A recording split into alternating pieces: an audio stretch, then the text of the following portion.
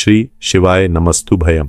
दोस्तों, जैसा कि आप सभी लोग जानते हैं कि 8 फरवरी 2026 रविवार को पड़ रही है फाल्गुन महीने की सप्तमी तिथि, जो बहुत ही खास है। और दोस्तों, ये वो तिथि है जो कि फाल्गुन महीने में रविवार को पड़ रही है, तो इस दिन का महत्व और भी अधिक बढ़ जाता है।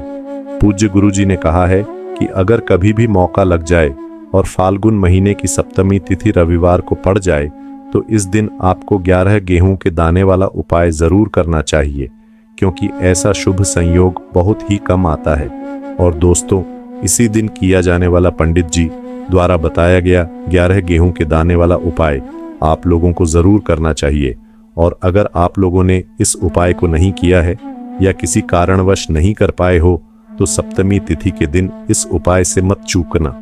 दोस्तों, देखिए, यह दिन इतना खास होता है, इतना महत्वपूर्ण होता है। देखा गया है कभी कभी बड़े पूजा पाठ अनुष्ठान से जो मनोकामना पूर्ण नहीं होती है, वह फाल्गुन महीने के रविवार के दिन एक छोटे से उपाय करने से ही आपकी मनोकामना पूर्ण हो जाती है। और बहुत सारे लोगों ने इस उपाय को किया भी है और उनको इस उपाय को करने का फल भी जरूर मिला है। अगर आप लोग भी इस उपाय को रविवार सप्तमी तिथि के दिन करना चाहते हैं तो आप इस उपाय को पहले अच्छे से समझ लेना, सुन लेना, उसके बाद करना। आपको इस उपाय का फल जरूर मिलेगा, वरना आपकी सभी मनोकामनाएं पूरी हो जाएंगी। दोस्तों, हम आपको यहाँ पर बता दें कि यह जो 11 गेहूं के दाने वाला उपाय है, यह उपाय पंडित जी ने अपनी अभी की शिव महापुराण की कथा में ही बताया है।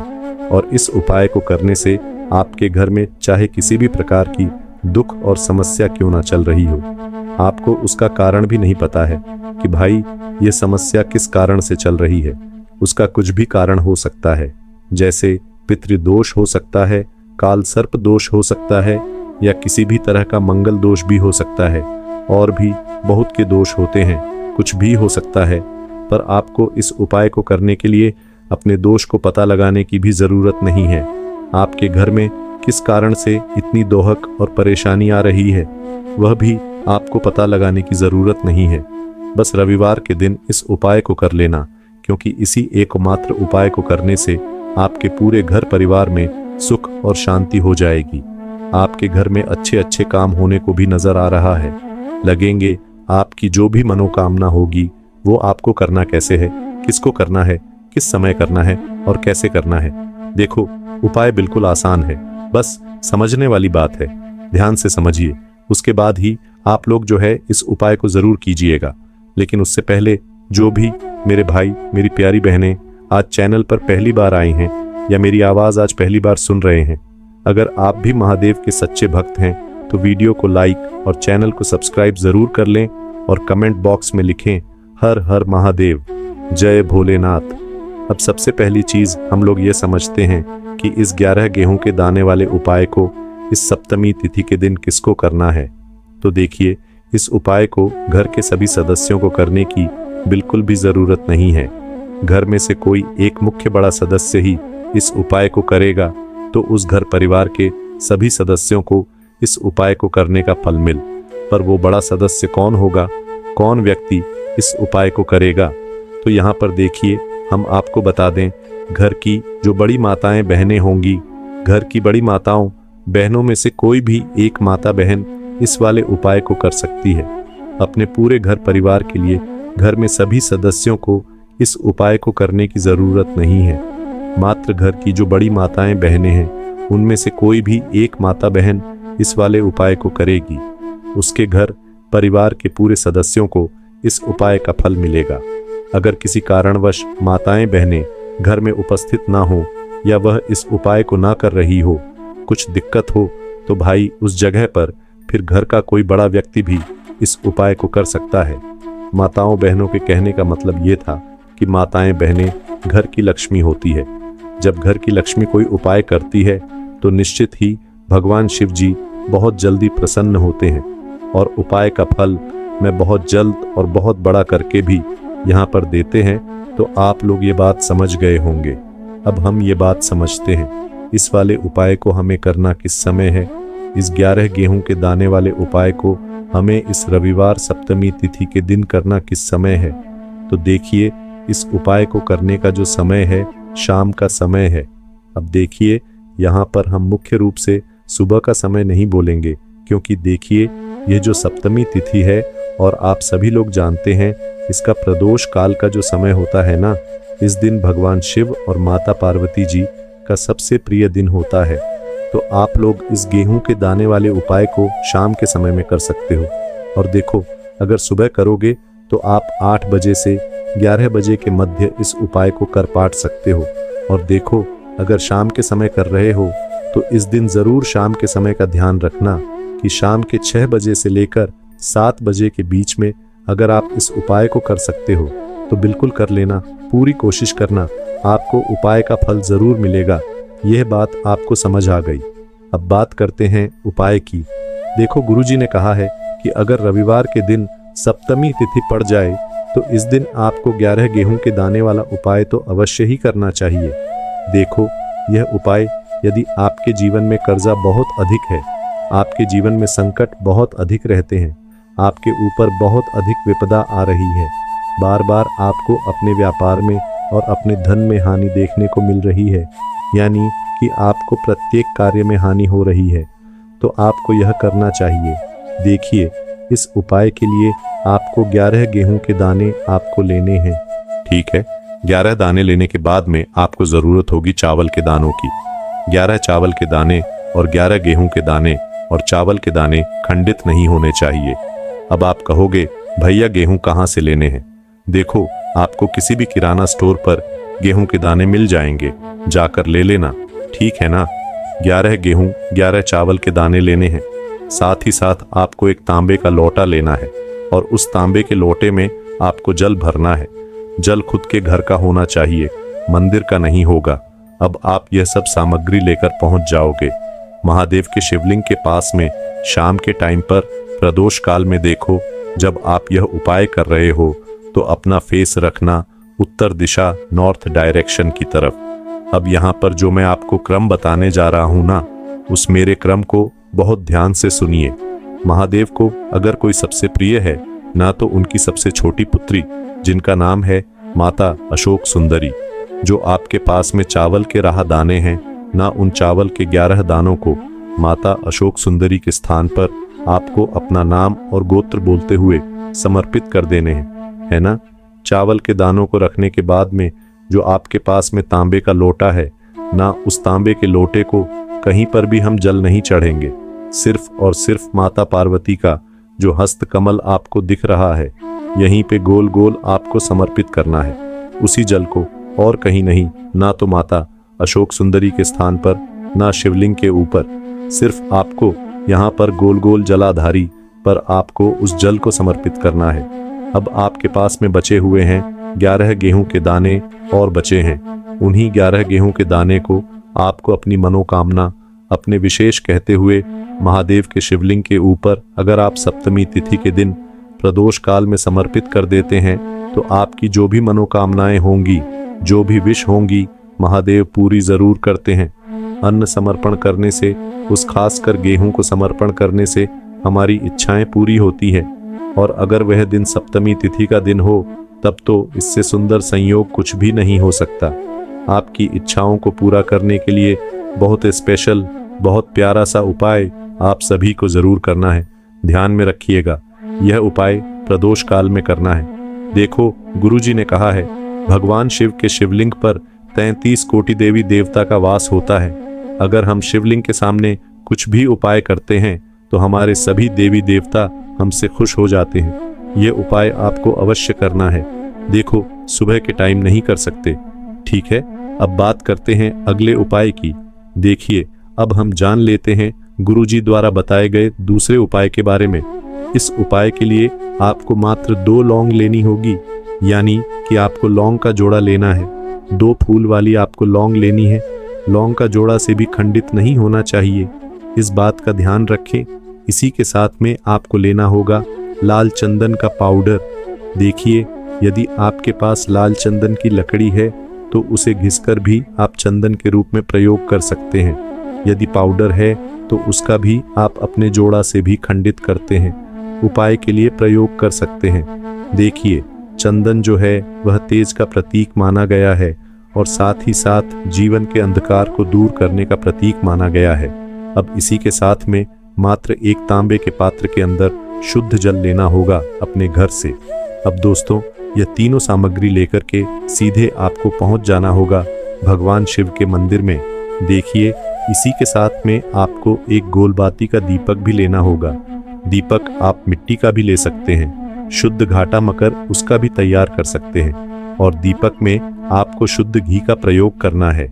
लेकिन जैसे ही आप इन सभी सामग्रियों को मेन लेकर के पहुंचेंगे मंदिर में, जैसे ही आप चौखट के वहां पर पहुंचेंगे तो मंदिर की चौखट के सीधे तरफ आप जो अपने साथ एक गोल बाती का दीपक लेकर के आए हैं उसे आपको सबसे पहले तो प्रज्वलित कर देना है। यानी कि जैसे ही आप मंदिर की चौखट के वहां पर प्रवेश करते हैं तो उसके सीधे तरफ आपको ये गोल बाती का दीपक प्रज्वलित कर देना है। अब देखिए, जैसे ही आप ये दीपक प्रज्वलित करेंगे तो आपकी जो भी मनोकामना है उससे आपको बोल देना है। आप इस दीपक को इस प्रकार से प्रज्वलित करने के बाद इन सभी सामग्रियों को आपको शिवलिंग के पास में लेकर पहुंच जाना है।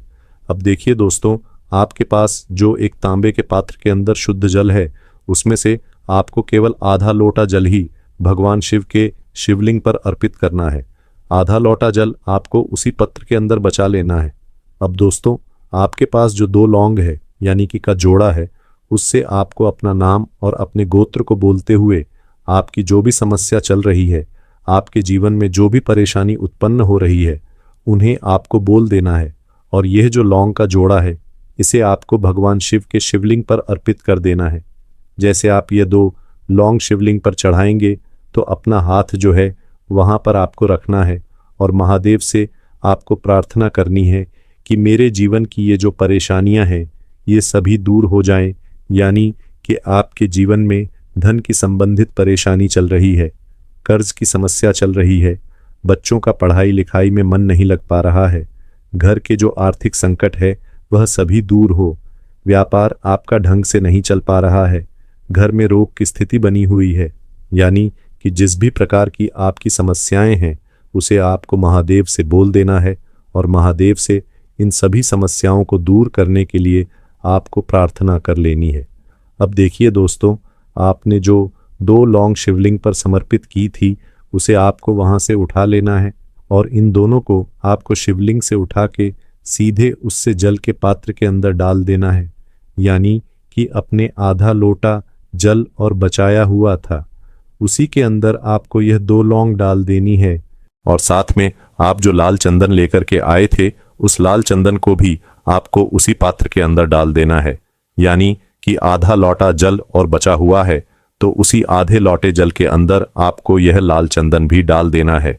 अब देखिए, इस आधे लोटे जल में है जिसमें आपने 2 लौंग ली है, लाल चंदन डाला है, उसे सीधे लेकर के आपको पहुंचना है बेलपत्र के वृक्ष के वहां पर। देखिए, बेलपत्र का वृक्ष यदि आपके घर पर है तो वहां पर आपको आ जाना है।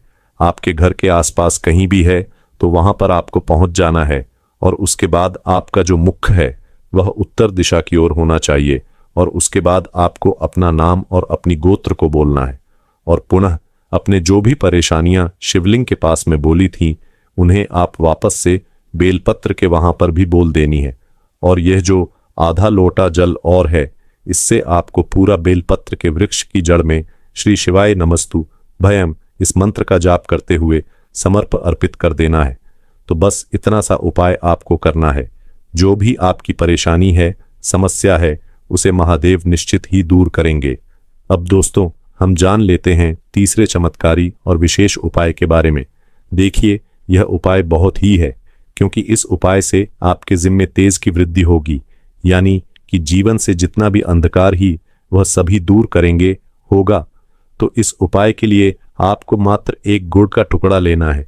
गुड़ का टुकड़ा आपके जीवन में तेज की वृद्धि करता है और साथ ही साथ आपके जीवन से जो अंधकार है उसे दूर करता है। इसी के साथ में आपको एक चावल दाना यानी कि अक्षत का दाना लेना है। यह चावल का दाना आपके जीवन में सुख शांति को लेकर के आता है। आपके जीवन में धन की जितनी भी परेशानियां हैं उन्हें समाप्त करता है। इसी के साथ में आपको मात्र एक हरा मूंग लेना है। हरा मूंग जो है वह बुध ग्रह को प्रसन्न करता है। देखिए, हरे मूंग का उपाय करने से बुध ग्रह मजबूत होता है और बुध ग्रह के मजबूत होने से बुद्धि, ज्ञान और विवेक की प्राप्ति होती है। तो ये तीनों ही सामग्री आपको एक एक लेनी है, यानी कि एक गुड़ का, एक चावल का दाना, एक हरा मूंग आपको लेना है। देखिए, हरा मूंग का दाना और का जो दाना है वो आपको साबुत लेना है, खंडित नहीं होना चाहिए। और इसी के साथ में आपको मात्र एक तांबे के पात्र के अंदर अपने घर से शुद्ध जल ले लेना है। देखिए, अब इन सभी सामग्रियों को लेकर के सीधे आपको पहुंच जाना है भगवान शिव के मंदिर में। आप यह उपाय सुबह से लेकर के शाम तक किसी भी समय कर सकते हैं, लेकिन रविवार के दिन ही आपको इस उपाय को करना है। तो सबसे पहले तो ये जो एक गुड़ का टुकड़ा है, एक चावल का दाना है और एक हरा मूंग का दाना है, उन तीनों को आपको उस जल के पात्र के अंदर डाल देना है। लेकिन यह जो उपाय है आपके जीवन की सारी परेशानियों को दूर करने के लिए होता है, लेकिन विशेष मनोकामना तीनों सामग्रियों से ही आपकी परिपूर्ण हो जाती है। देखिए, यदि आपके जीवन तेज होगा तो सभी आपसे वार्तालाप करेंगे, सभी आपसे बात करेंगे और आपका जो मान सम्मान है वह बढ़ता है। और चावल का जो दाना है वह धन वृद्धि करता है, मन की शांति के लिए होता है। और हरा मूंग जो है वह बुद्धि, ज्ञान और विवेक की प्राप्ति के लिए होता है। अब देखिए, यह जो एक पात्र है इससे आपको भगवान शिव के शिवलिंग पर धीरे धीरे अर्पित कर देना है। श्री शिवाय नमस्तुभयम इस मंत्र का जाप करते हुए और तुम रुकेश्वर महादेव का मन में स्मरण करते हुए, लेकिन तुम रुकेश्वर महादेव का स्मरण करने से यह जो उपाय है और अधिक प्रभावशाली हो जाता है। तो महादेव का स्मरण करते हुए यह उपाय करने से आपके जीवन में जो भी अशांति है वह सभी दूर हो जाएगी। तो इस प्रकार से आपको यह सुंदर सा उपाय कर लेना है। इसके बाद बात करते हैं तीसरे उपाय की। देखो, यह उपाय बहुत ही अचूक उपाय है जो आपको करना है। देखो, इस उपाय के लिए आपको 2 दीपक लेने हैं। देखो, दोनों दीपक आपको मिट्टी के दीपक लेने हैं। उसके बाद आपको दोनों दीपक को प्रज्वलित करने के लिए आपको लंबी बाती लेनी है और यह दीपक घी और सरसों के तेल से दीपक प्रज्वलित करने हैं। ये सब लेने के बाद आपको लेना है एक कटोरी में कच्चा दूध थोड़ा सा लेना है। उसके बाद आपको लेना है एक लोटा जल। देखो, गुरुजी ने इस उपाय के लिए बताया है कि यह उपाय आपको प्रदोष काल में करना है। कहते हैं कि बेलपत्र के वृक्ष में प्रदोष काल के समय में महादेव वास करते हैं। उस समय हम कोई भी उपाय करते हैं तो उसका फल हमें अवश्य मिलता है। देखो, अब यह सब सामग्री लेकर आपको प्रदोष काल में चले हैं। बेलपत्र के वृक्ष के वहां पर देखो, वहां पहुंच जाने के बाद आपको सबसे पहले बेलपत्र की जड़ में सबसे पहले वो दूध जो आप लाए हैं उसे समर्पित कर देना है। उसके बाद आपको जो एक लोटा जल जो आप लाए हैं वो आपको धीरे धीरे बेलपत्र की जड़ में समर्पित कर देना है। उसके बाद आप जो दीपक लाए हो, दोनों दीपक को आपको बेलपत्र की जड़, बेलपत्र की तरफ मुंह करके बाती का आपको एक दीपक घी का और एक दीपक तेल आपको कर देना है, का प्रज्वलित कर देना है। और आपकी जो भी मनोकामनाएं हैं वो महादेव को बोलना है। देखो ने कहा, रविवार के दिन पर बेलपत्र की जड़ में दीपक प्रज्वलित कर देता है, महादेव उसकी सभी मनोकामना पूरी कर देते हैं। देखिए दोस्तों, आज के इस वीडियो में हमने आपको रविवार के दिन किए जाने वाले 3 बहुत ही सुंदर से उपाय बताए हैं। जो भी आपके लिए उचित है, सरल है, उसे आप कर सकते हैं। यदि उपाय से जुड़ा किसी भी प्रकार का सवाल है तो कमेंट में पूछ लें। उपाय को करते समय आप किसी भी प्रकार की गलतियां ना करें। अगर आपको हमारी पसंद आए तो हमारे इस चैनल को सब्सक्राइब ज़रूर करें। हर हर महादेव। ओम नमः शिवाय।